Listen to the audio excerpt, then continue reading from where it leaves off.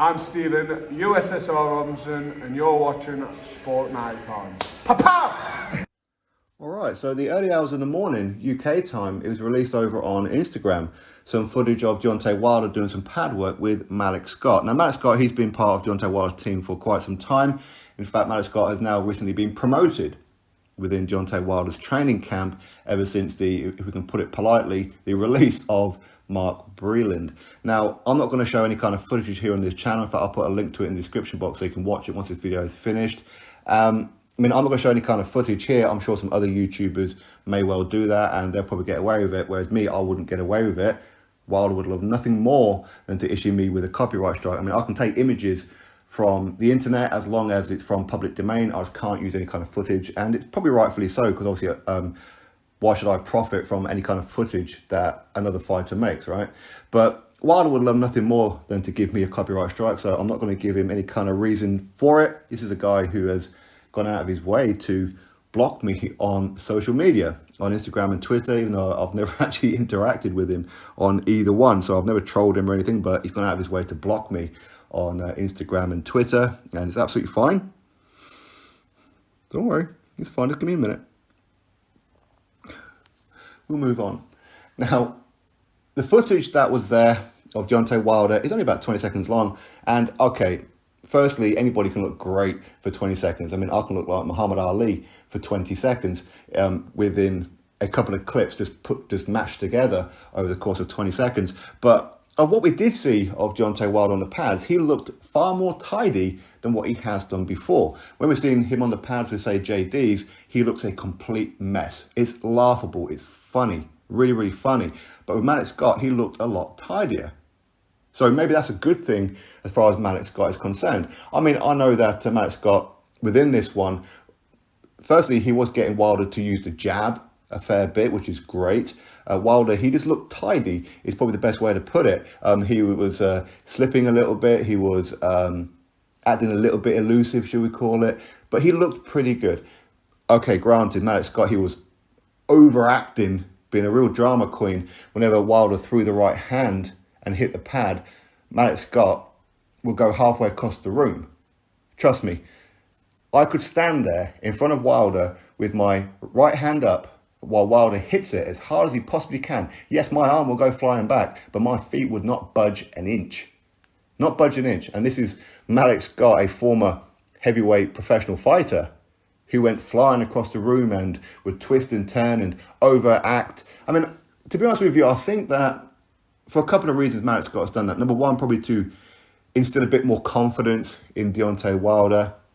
And number two, because Wilder, he does have a bit of a fan base who will, well, to put it politely, they don't really know boxing. Okay, so they'll see that and go, wow, Wilder, look at that power. He's sending Malik Scott halfway across the room. That power's still there. He's still the champ, all that kind of thing. So for me, that's probably a couple of reasons as to why they've done it. But in reality, that doesn't work. Unless, of course, you're like a welterweight and a huge heavyweight does it. Sure, maybe your feet may budge a little bit, but not to the extent of what Malik Scott was doing. But Malik Scott, he has a bit of a history of overselling, of overacting on certain things.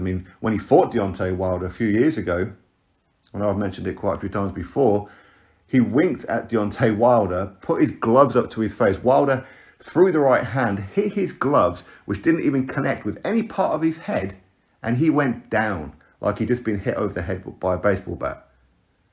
Faked it. That's what he'd done. He faked it. That's my honest opinion. He faked it. He dived. Okay, so Malik Scott has a history of overreacting. But anyway, go back into the pad work. Beside that overreacting, I think that Wilder looked a lot tidy. Now, would he do that on fight night? Maybe. He may start a couple of rounds doing that kind of thing. But ultimately, if the pressure is really starting to get put on, he'll just revert to type. That's what he'll do. I'm using a Tony Bailey saying here. He will just revert to type. He will go full defensive mode on his bike, not engaging, not looking for a fight, just looking for an opening for his opponent to get overconfident or leave a little bit of a gap, and then he'll throw that right hand either straight down the pipe or a big looping one with the wrist on the back of the head. That's what he'll do. Okay, so, but I'd like to see Wilder use a bit more boxing skill, because he has it in him. He was an Olympian. Okay, so he's got it in him to be able to do it. He just doesn't do it in the professional game, because in his mind, because he's bought into his own fake hype, and I'm being honest about it, it's fake hype with his fans and those around him, like JDs and that, the complete yes men to him, that he's bought into, that he has this unrenowned godlike power. And he doesn't. He doesn't have that kind of power. I mean, maybe against a few stiffs, maybe, but it's speed. It's not power, it's speed. That's why he cocks his hand right the way back and launches it. He's almost trying to punch the lights, which is why sometimes when he misses that punch, he ends up punching the canvas. He's done that. Look at the Arthur Spilker fight. So at some point, he will revert to type, because he's too old now to be really changing too much. And is he disciplined enough to continue of what we've seen on the pads, where he's using the jab? Because on the pads previously with JD's, while he's been looking a bit of a shambles, and JD's has been, again, overselling it and just making out like it's all one big joke. But there was no real jab work going on. There's no Wilder bobbing and weaving. There's no him ducking under a left cross or a right cross or anything like that. There was none of that kind of stuff. It was just Wilder just blitzing forward, acting like some kind of ninja cat, throwing forward the big right hand, and JD's, again, much like Malik Scott, overselling it. Maybe these guys do it because they are, in fact, yes men. They need to fill the ego of Deontay Wilder, because if they try and make Deontay Wilder cross or criticise him a little bit, that's it, they're out of a job. Maybe. But either way, of the 20 seconds that we have seen, he looked pretty good. If we're being brutally honest, he did look pretty good. So hopefully he's going to concentrate on that a bit more. Hopefully we get to see him do that on fight night. Okay, clearly he hasn't just been twerking this whole time. Okay, he hasn't just been looking up research of how to get himself pregnant or anything like that. He has actually been working, and his technique is looking okay.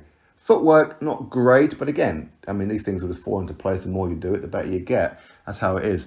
But anyway, I mean, I've seen pad work live hundreds and hundreds and hundreds of rounds. So when I say Malik Scott was overselling it with that right hand, trust me, he was overselling it. It's all about drama. But as I said before, there's enough people out there in the world who will look at it and go, whoa, look at the power, unreal godlike power. Hey, what can you do? Either way, Wilder looking pretty good. Keep it up. Drop your thoughts below. Click thumbs up, subscribe. Catch you on the next video.